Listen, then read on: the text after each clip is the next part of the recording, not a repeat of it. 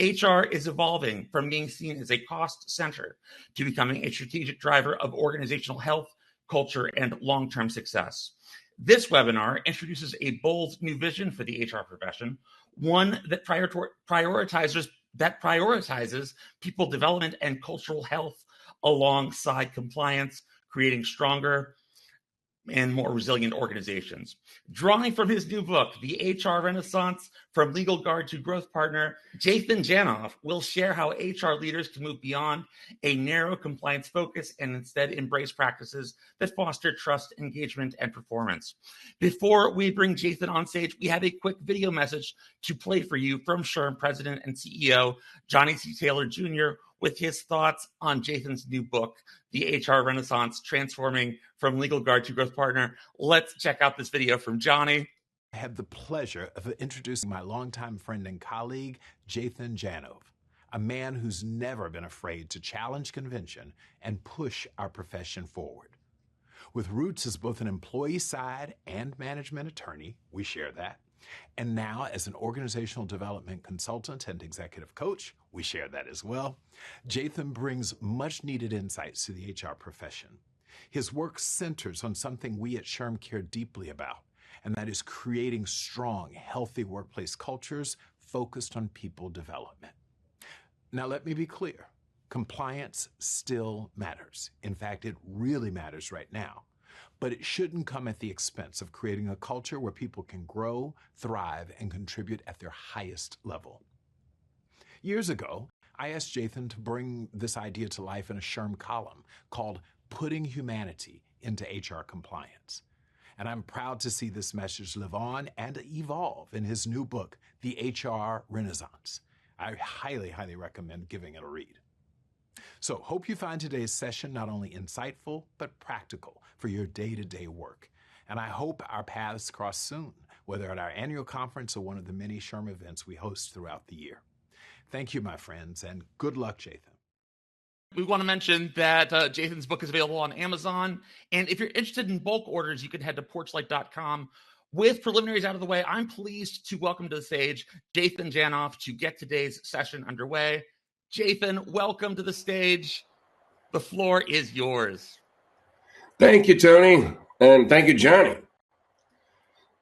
I'll start with this. Many years ago, SHRM published an article that I still have and actually refer to in the book. A California employment law attorney researched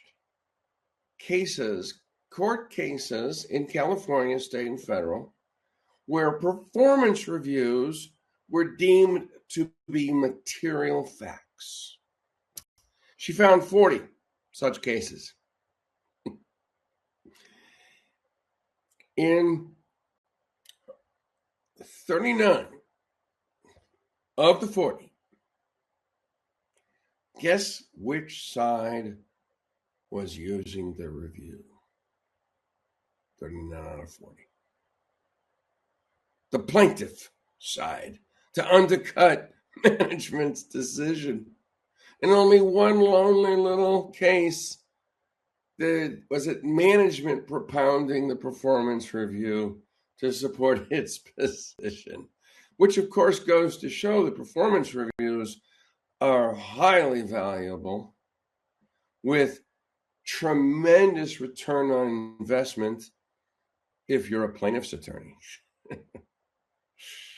Okay, folks, that gives you a little flavor of where I come from. But let me give you a little history. I was very, very lucky. When I went to law school at the University of Chicago in 1979, I got a grant for the summer to study the then newly formed Illinois Human Rights Commission. And I worked in a legal aid clinic on the south side of Chicago, representing people who are bringing claims of race discrimination, sex discrimination, harassment, retaliation, and so on. This was real early in the employment field. Okay. Some of those laws have been on the books, but they weren't a reality, except perhaps in California. But for the rest of the world, there was no such thing really as employment law per se. There was labor law, but that was on the wane.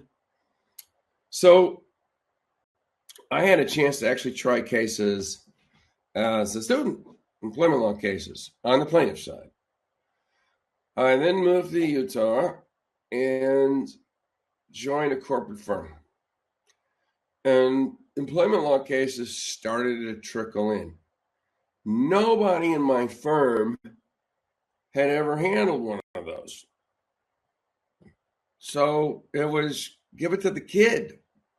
So while I was still a young associate attorney, I was the head of their growing employment law practice. A small world. Okay. And things just kept growing. 1986, the U.S. Supreme Court held that sexual harassment was a violation of Title VII of the Civil Rights Act of 1964. That led to an influx of new cases in the sexual harassment arena. 1991 was a big year. Congress amended the Civil Rights Act to allow for jury trials as opposed to judge, and economic damages beyond back pay. Other laws were starting to come into play.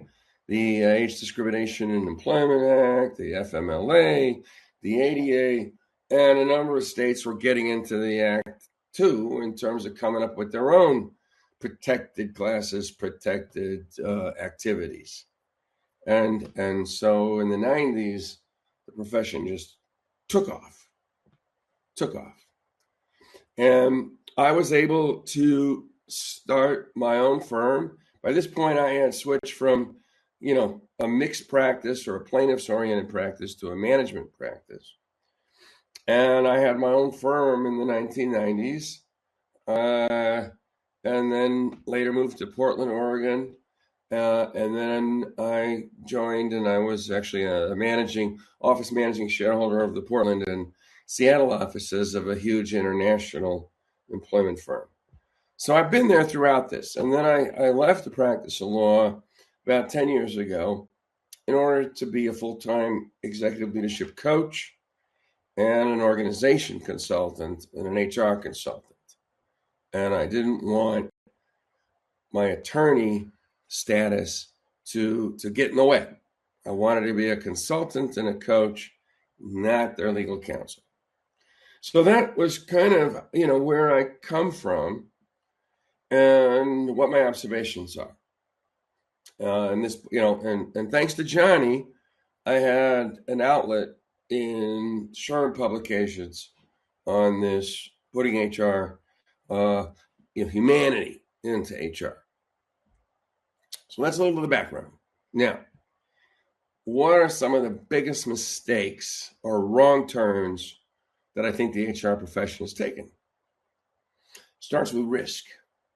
You see, back in the day, when I was a full-time practicing employment law attorney, best way we got clients was to scare the crap out of you HR professionals.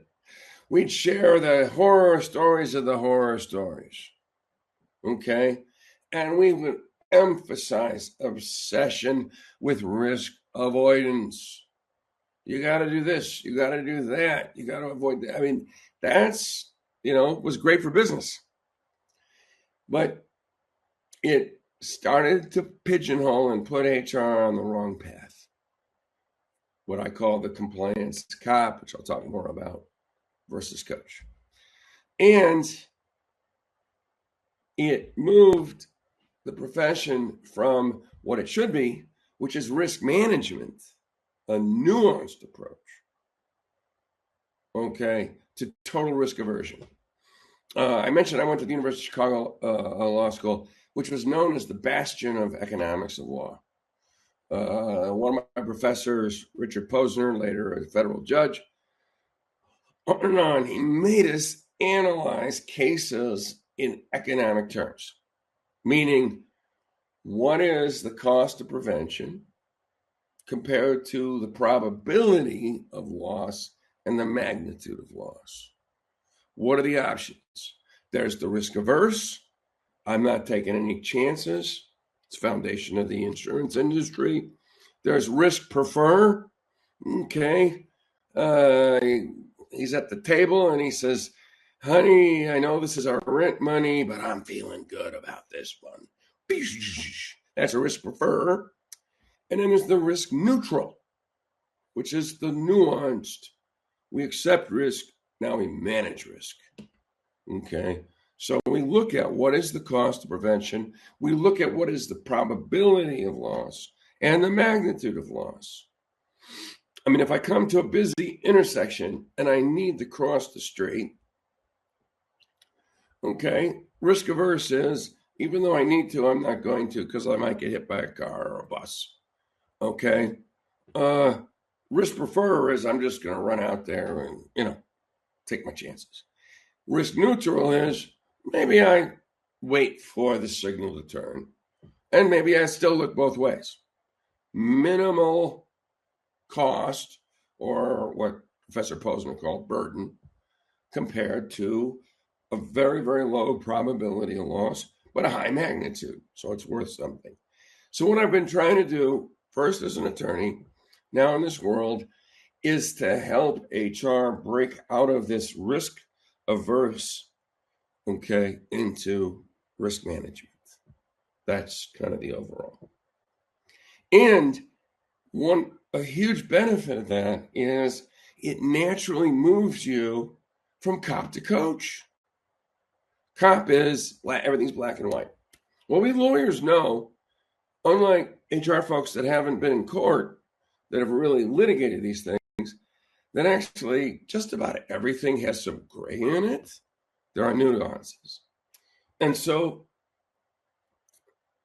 by taking this philosophy, you have a certain flexibility as an HR professional that you didn't have before. You're no longer the Department of No. Okay? It's not you can't or you must. It's let's analyze this. Let's identify the options. Let's look at costs and benefits. Let's assess risk, not just identify it and run the other way. And it translates into basically the entire profession and everything about it. But before getting into some examples, I thought, Tony, if any questions have trickled in, I'm happy to address some now. Thanks, Jathan. We are going to turn to some questions from the audience. And let's start here. What advice do you have for HR functions that are deeply ingrained in risk avoidance culture? How can they begin transitioning towards being more strategic people-first partners? Great question. Very timely. Yesterday, I was in another state, and we're doing just that. And I guess what I would say is, the old saying, how do you eat an elephant? Bite at a time. We're starting with progressive discipline, which I'll say more when we continue. But an overall strategic plan, but I usually recommend take one of those sacred cows, okay, and then, fire up the barbecue, all right, get the burger sauce out, and then after that, then it's time for comprehensive strategic planning on what else. So we have a success story. We have a new disciplinary policy that is fundamentally different and fundamentally better in all sorts of ways. Now let's talk about scaling it and how HR can transform this organization into one of great cultural health, psychological safety, and human capital development. Thanks for that insightful answer, Jathan. Another member of our audience asks, what key mindset shifts are needed to spark the transformation from legal guard to culture coach? I'll quote Stephen R. Covey. Remember the 7 habits? Begin with the end in mind. For some HR professionals, the end in mind is don't get sued. That's a mistake, in my view. And it's a lost opportunity. The end in mind should be maximizing HR value to organization success centered on its people. It includes, but is by no means limited to claim prevention, and it's not dominated by claim prevention. Jathan, how can organizations, let me parse this. So there's from our audience member. How can organizations balance the need for legal compliance with fostering trust, growth, and engagement? By taking a nuanced approach, and frankly, engaging a nuanced management attorney. You see, the things I'm talking about now, I did before when I was the attorney. Okay? And there was nothing stopping me. It was transparency. But instead of saying, we got to do this because this is the safest thing to do, I would say, there's a risk here, and there's costs, and there's minuses. My favorite is, I still use it now. Long-time problem employee, avoided, not dealt with, et cetera, et cetera. And, probably everybody on this program is going to be nodding their heads. Oh, I know about that. Avoided problem. Now, if they bring it, now HR has to get involved. What a mess. So usually what I do is I talk about, well, let's look at the options. This person's been a problem for, 27 years, whatever it is. But we've got issues. Okay, they've done ADA claims, or they've asked for accommodations. They've whatever. Clearly legal risk. They're, 57 years old. Okay. So let's look at it. Well, we can give them a permanent paid vacation, and that eliminates the claim risk. Just pay them until they decide to leave. Okay. Are there any costs with that? Okay. Let's look at it. We could walk down to the person's office and fire him today. You're out. Well, what does that do to the likelihood of claim and the magnitude of claim? Is there any option in between that takes into account some claim risk, but the overall cost-benefit analysis supports that middle option? So let's look at it and see what it might be. That's how I would like HR as a profession to function. And I would say, make sure you've got an attorney that's willing to engage in this nuanced approach. Great answer, Jathan. Let's turn to one more question from our audience. How do you go about changing perceptions of the HR department as cops versus culture keepers, particularly when the organization's culture keeping professionals and training professionals are in another part of the organization and not under the HR department?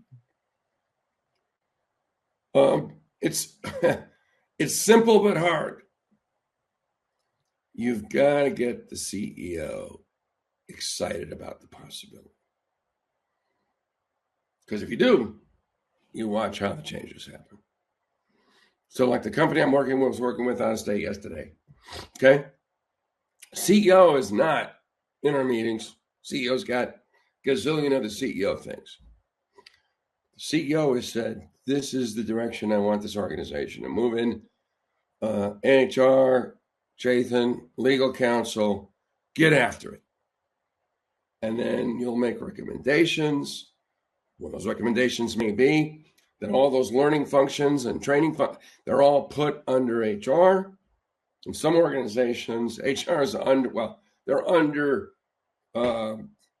general counsel, or they're under CFO, or even in some cases they're under learning and development, who knows what. But we're going to address all those things based on what maximizes the likelihood that HR adds real value to organization health and success. Which also goes back to what I said is, let's not get too crazy up front. Elephant, one bite at a time. Let's pick something like progressive discipline. And then let's turn that around so people can now start to see, including HR, by the way, like, there is a much better way to go.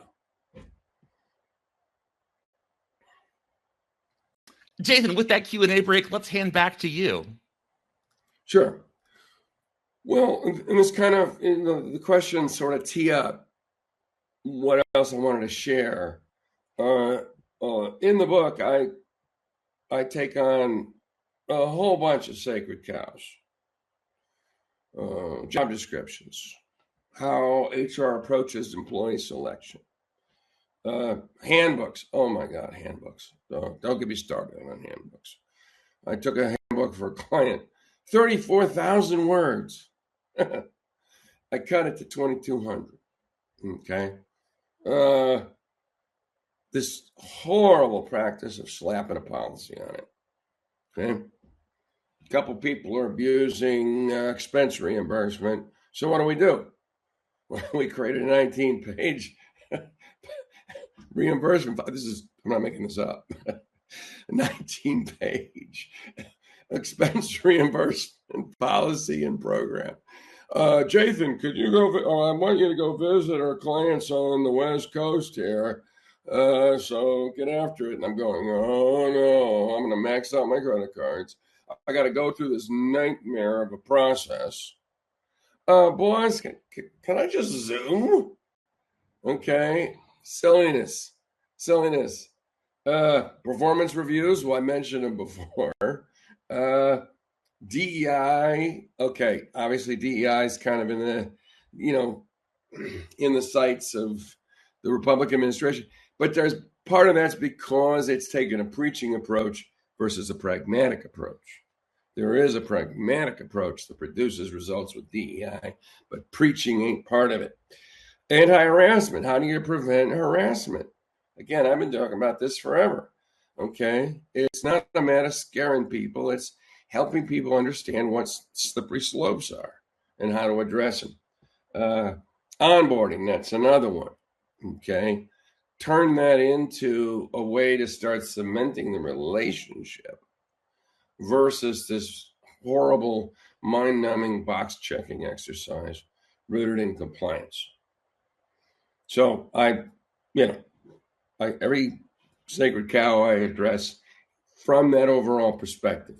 But I'll take one and talk a little bit about it, like that, because that's what I was working on yesterday.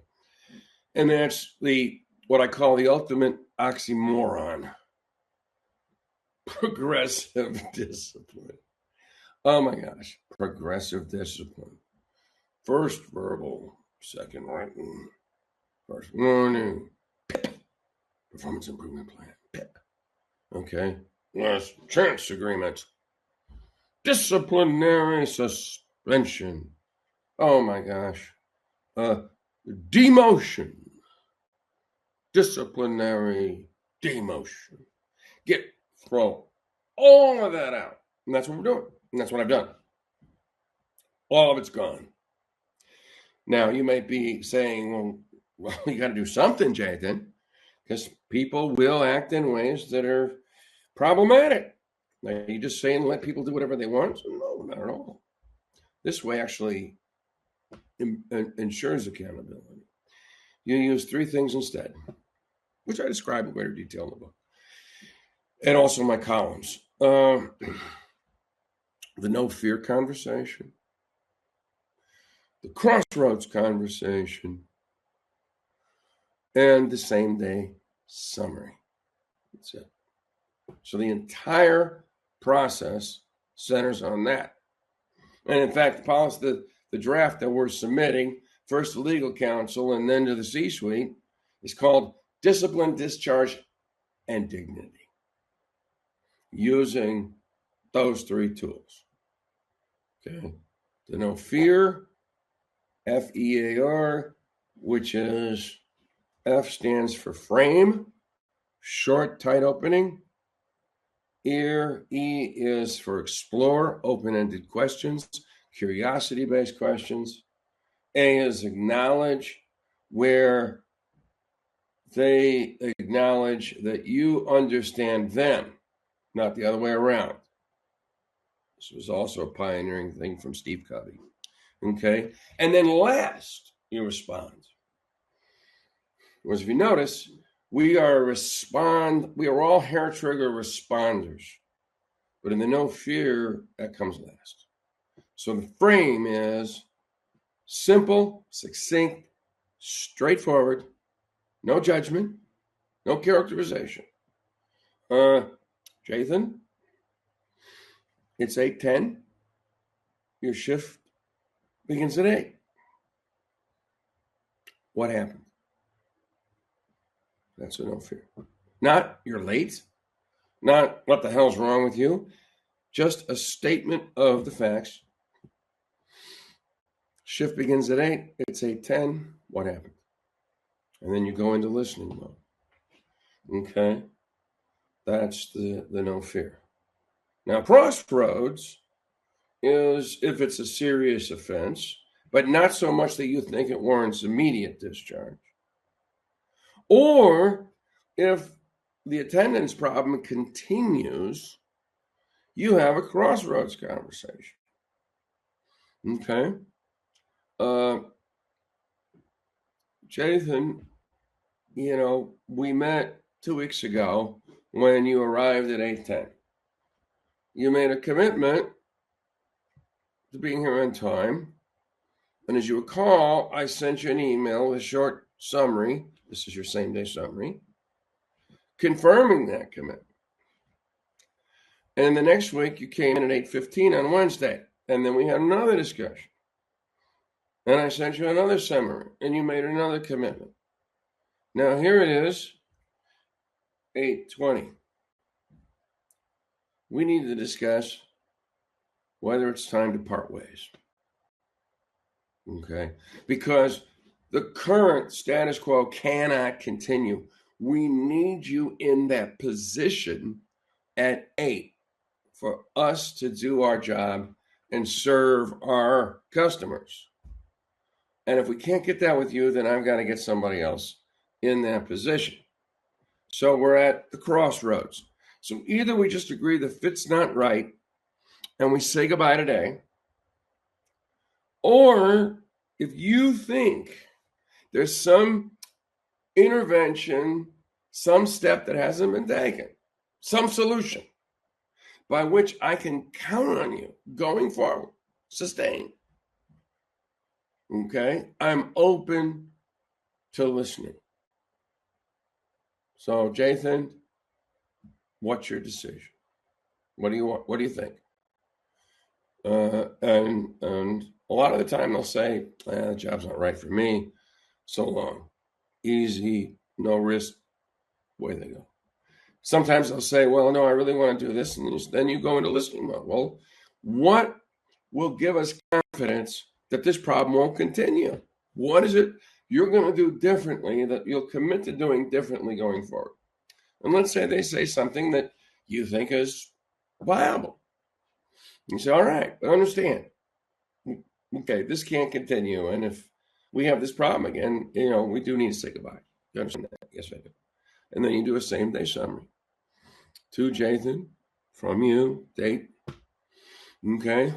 Jathan, here's a summary of today's conversation. Let me know if I missed anything or misstated anything. And then just quick bullet points. We discussed this continuing problem of coming in late. We discussed Crossroads, whether we should end the relationship now or try one more time.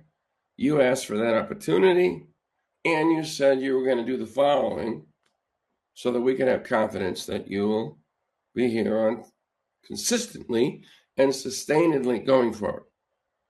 Okay?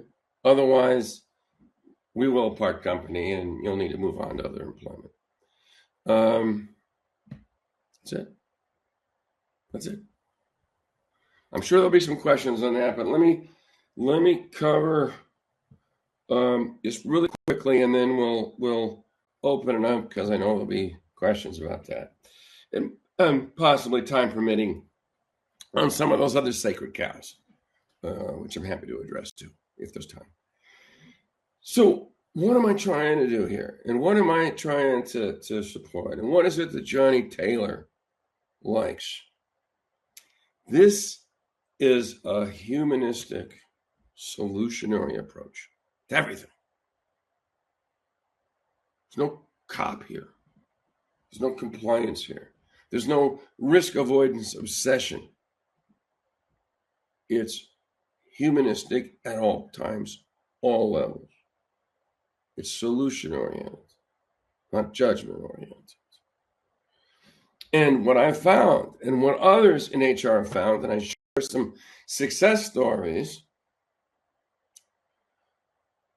is HR is no longer viewed as a tolerated or barely tolerated cost of doing business. It's a vital part of the business, as seen by everybody in it, from the CEO on down. And there are, it's a minority, okay? This isn't Pollyanna here, but you can read about what Bruce Cutright has done. You can read about what Luana Catcher has done. You can read a little bit about Max Neves. They are out there. And my goal is to create a whole bunch more and fundamentally change the HR organization relationship. I just see unlimited upside. And I'll say one more thing, and then we'll pause for questions. About AI. Everybody's wondering, AI. AI has value. In fact, in the book, I talk about how to use AI to reduce your legal fees. Anyway. But here's the thing. AI is not going to replace the human resource function. It may make it more efficient. It may save it some money on compliance costs. But unless something really different radically happens, some breakthrough, it is not going to replace HR. Why? Because AI is fundamentally based on rational systems. Human beings are not rational creatures. I just helped somebody out with a mess where it was a brewing conflict with a business partner, and he was using AI to address it. What AI had was technically right, but humanistically a disaster. Because AI hasn't figured out how to adjust to the fact that we are non-rational creatures. So there's always, in my view, until who knows, Elon Musk steals my brain. Oh, I hope he's not on this call here. Please don't.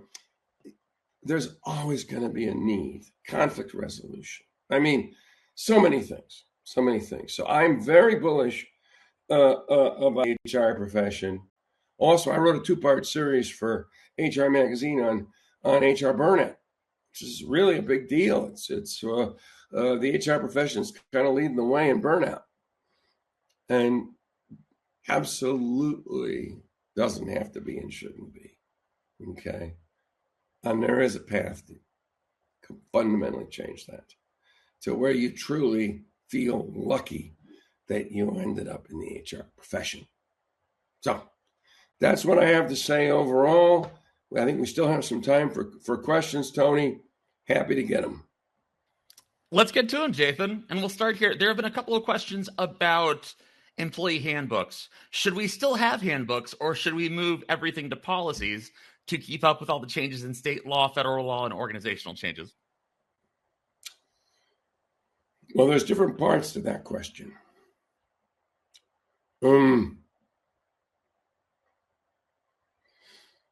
I think it's still good to have a handbook. However, a handbook does not and should not be comprehensive. You need to assess, okay? Like this handbook with the 34,000 words. I can't tell you how many times they had a Section 7 disclaimer from the NLRA, all right, on this doesn't blah, blah, blah. Some of you know that. Get rid of it all. Okay, never had that case come up. So what I'm mainly saying is, what do we absolutely need? And there's only a handful, in my view, there's only a handful of things you need to actually put in writing and state. Now, you need to know what those laws are, and you need to know what, and you can have policies or practices. But in terms of what you share with the employee, less is more. And so what I recommend is you ask yourself that question. But also, this is where having a nuanced attorney on your team, whether in-house or outside, somebody like Paul Buchanan that I mentioned in the book, is helpful. Because then you can, if you're an HR and you've not practiced law like Johnny has and I have, you know, it may be tough for you to assess risk alone, standing alone, but that's okay. There's resources out there. So that's really kind of where I would be. Whether you want to call them separate policies, but it's don't overdo the written word when it comes to handbooks or policies, directives that you share with employees. Be very strategic about it and not risk averse about it. Great insight, Jathan. Let's turn to this question.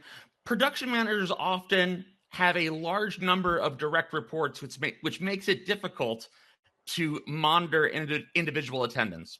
We have set up an electronic point system which alerts managers when an employee has exceeded their 3 tardy points. How do you feel about this kind of point attendance system? I hate it. I hate it. But I also recognize that a humanistic approach is going to take some work and adaptation. But, so first of all, instead of the 3 points, okay, it's going to require direct communication anytime an employee zigs when he or she should zag. So the example I gave, for instance, was first time, 8:10. But notice, I didn't write up the person. They didn't get a point for it. So I would replace that system with a system that can be administered efficiently, that's based on a more direct, humanistic. So the first time the person shows up at 8:10, there's a brief conversation with or without a same-day summary. Happens again, there's a conversation, clearly a same-day summary. Happens the third time, we have the crossroads. Okay? And either the relationship ends then, or, I don't use the term last chance, or we try one more intervention with a commitment on their part. Without the commitment, you say goodbye. And so, that's how I would handle attendance. Jathan, another member of our audience asks, regarding job descriptions, mine are 3 pages and include every single ADA compliant list of job duties. Can I shorten, and if so, how? Yeah. Throw it all away. Okay. Why? Because the likelihood that bunch of verbiage is going to protect you from a claim is the magnitude of not having it is, and it's a pain in the butt. It's a pain in the butt to write. It's a pain in the butt to administer. Oh, and there's also a countervailing risk, which it isn't going to reflect reality. And anybody that's ever litigated these claims, again, I started as a plaintiff's attorney, knows that inconsistency to a plaintiff's attorney is mother's milk. Okay? And those long-winded policies and handbooks, discipline, this, that, and the other, they are fertile ground for plaintiff's attorneys to find inconsistency. Okay? Which then undercuts your credibility. So no. Somebody gave me a job description like that. It was 3 pages. I cut it to 3 sentences. Now, if there's truly some physical something, you can always test them. Okay? If I have to lift 30 pounds, well, first of all, I'm going to say, do I really have to lift 30 pounds? And if I do, or if I can't, is there a decent workaround? All right? But we don't need to put in job description ability to lift 30 pounds. Unless there's some compelling reason that, that I can't think of. Okay?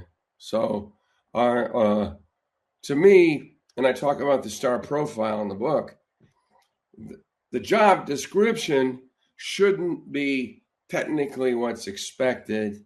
You'll have many a time to communicate. It should capture the relationship that will make the boss happy. What are those 2-3 sentences that if this person does this in this job, I think, thank goodness they're on my team. That's a coaching approach versus a compliance cop approach. Jathan, another member of our audience asks, is your thought to remove PIP processes entirely and replace with same-day summary with Crossroad conversations documented? We are always asked what is our policy by every agency when terminations are reviewed. How should we speak to this? Well, let me give you some comfort, okay? This may look like blonde hair to you, but it's not, okay? I've been in this business since the summer of 1980, okay? And I've been advocating same-day summaries for more than half of that. And they have shown up in unemployment hearings. They've shown up in court cases. Not very often, because the claims don't happen. But I can tell you, they work fine. They work better than all that conventional stuff, which usually you get wrong or you avoid it and you have inconsistency. So I can, in fact, let me give you an anecdote. Manufacturing client, $1 billion. I had a conversation with the chief human resource officer, who I'd worked with over the years in coaching, training, and initially in the legal stuff before I left to practice law. And she said, Elaine said, I've learned a lot from you, and there's been some great stuff we've done, et cetera, et cetera. She said, but there's one thing that stands out. Everything. And she said, it's the same-day summary. In fact, for my 40-person HR staff, whenever we have a new hire, I personally train and coach them on the same-day summary. It's been great for us, including it's cut our legal budget down to the bone. What we used to spend, okay, we're only spending a small fraction of that. And she said, I give the same-day summary a lot of credit. So that's my answer. Jathan, your framework seems adaptable to business, nonprofit, and educational settings. Do you have any examples of how your HR Renaissance practices have played out in non-traditional HR environments? Yes. And I've been president of multi nonprofits. I've had clients. I'm currently nonprofits. Education. My dad was a professor. I'm actually working with a colleague who's a retired school superintendent on bringing the star profile concept into the entire education system. We're doing a pilot project on it. Short answer to your question is this applies to anything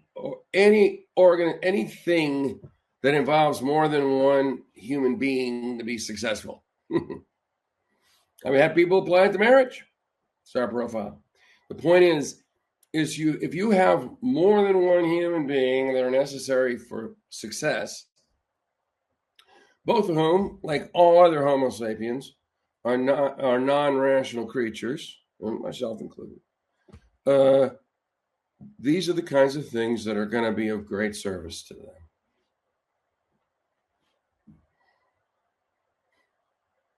Jathan, can we circle back to your discussion of the same-day summary? What is it, and what are the key pieces of information it should contain? Okay.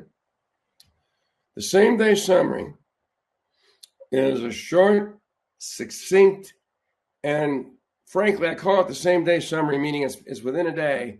It should be within an hour. I mean, I'm tempted to say the same hour summary because our minds are sieves. Ernest Ebbinghaus in the late 1800s did all these studies and basically said 2 hours after a conversation, you're going to remember things differently than the person you had the conversation with. We're sieves. Okay. So, but within a day, but preferably within an hour, you finish the conversation. And if you're the person writing it, you ask yourself the following question. What from this meeting should be preserved and communicated? Okay? You might have had a 4-hour meeting. You might just have 3 bullet points. It's a strategic document. So, HR team, we met this morning to discuss converting our current progressive discipline policy into this 3-step same-day summary. Going forward, here's what people agreed to. Okay. June is going to do some research by the 30th. Frank is going to follow up with our attorney, et cetera, et cetera.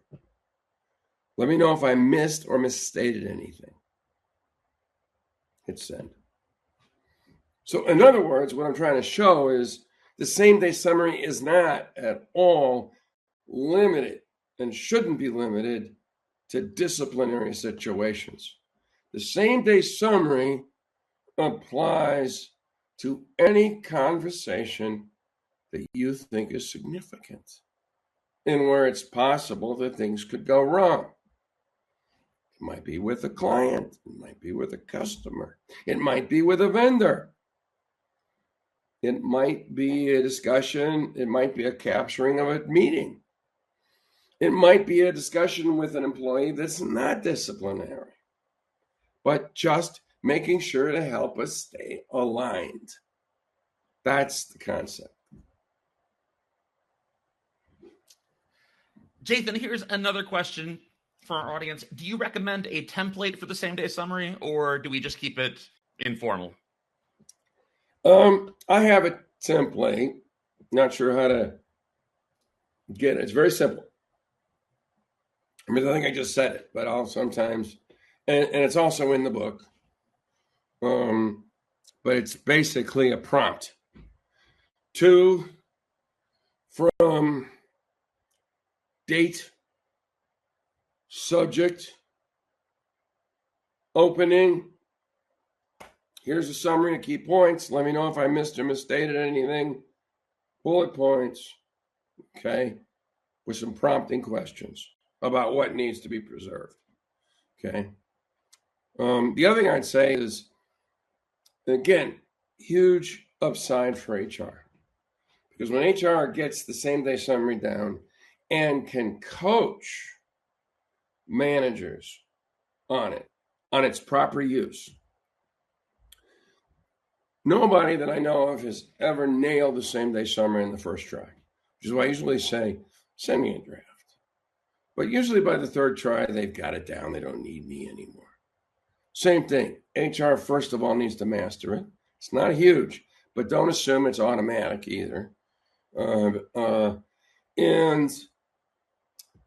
then you use it as a coaching tool. It's a great coaching tool. I use it all the time in my coaching work. Jathan, a big question here. How can HR move towards being respected if the C-suite views HR as a cost center that manages hiring, firing, party planning? We are a mid-sized employer with a strong small team and already driving strategic initiatives and providing ROI and reporting. Or is it maybe just a wrong fit? Two things.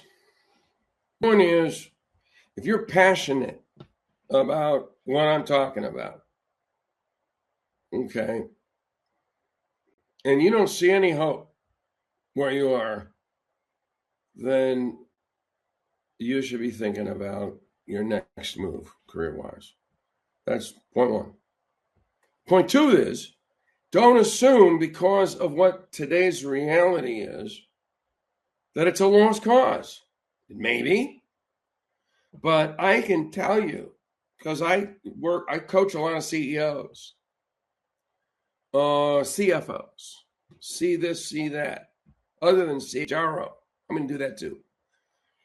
And they're clueless, okay?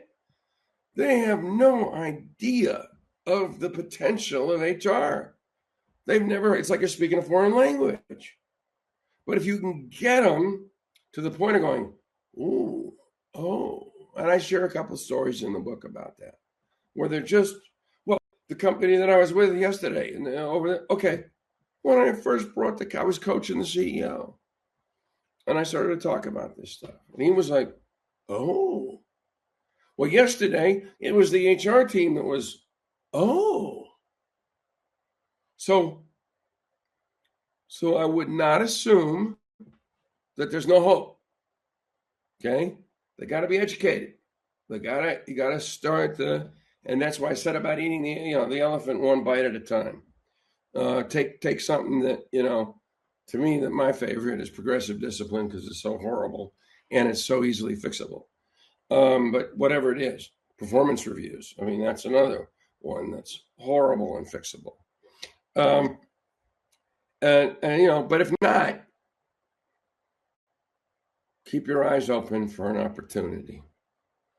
And read the story about Luana and her company. I think that'll resonate with you. Jathan, a member of our audience asks, how do you have the Crossroads conversation with a sensitive and defensive employee? Well, I do a lot of role playing with my clients every day. And I role play this a lot. So I'm just thinking, what will I distill from it? Well, one is, and I'm getting a little advanced here, so I'd highly recommend doing some research. If you don't want to buy the book, don't buy the book, but you can Google me. I've written about this stuff elsewhere. Often those are the ones where you do a no fear within a no fear. And that's like an advanced topic, but I can't just in the next minute or two give it to you. You got it, but I can tee it up maybe for your interest in learning more. No fear with a no fear is this. You start with the let's take that simple example I gave. Jathan, it's 8:10. Your shift begins at 8. Okay. What happened? Now, let's say they give whatever excuse, and then you say, so what are you going to do differently going forward? I'm going to buy an extra alarm clock. I'm going to get a dog that doesn't eat car keys, whatever it is, okay? Now that goes, all right, great. But let's say it gets messy. All right. Well, I have a lot of trouble, and I have this and that and the other, and and if I come in 10 minutes late, I'll stay into the 10 minutes. But, my situation in my life and yada, yada, yada. Okay? Doesn't give you much confidence that the problem's going to be solved, correct? Pretty much a guarantee that you're going to see additional occasions with the person coming in late. In fact, if you don't handle this well, you're unwittingly going to encourage that.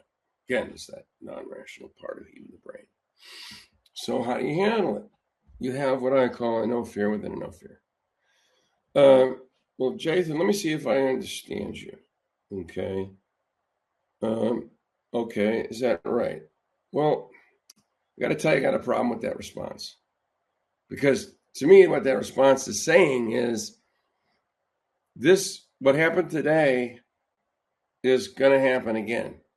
And again, we run out of time. There's something that just showed up here. We okay, Tony? Jathan, we're fine. Keep going. I just wanted to display for the audience their research credit info. That's it. Oh, okay. Okay. And then I would have the no fear within the no fear. So you point out the problematic response. You point out why it's problematic very briefly, not judgment, but, seems to me we're going to have this problem again and again, which I really can't have. So, Jathan, what are your thoughts? That's essentially how I coach people when we role play. We use the no fear within the no fear. So the first no fear is whatever the behavior or action was that caused you to have the no fear. The second, the no fear within the no fear, is based on how they respond to the no fear. And if they respond to the no fear in a problematic way, that becomes a no fear within a no fear. Jathan, we are almost at time, but we want to get to this one last question. If you could just state in 2 sentences, how should performance reviews go? Oh, man. 2 sentences. Wow. That's tough. Whoever you are, you're getting on my nerves.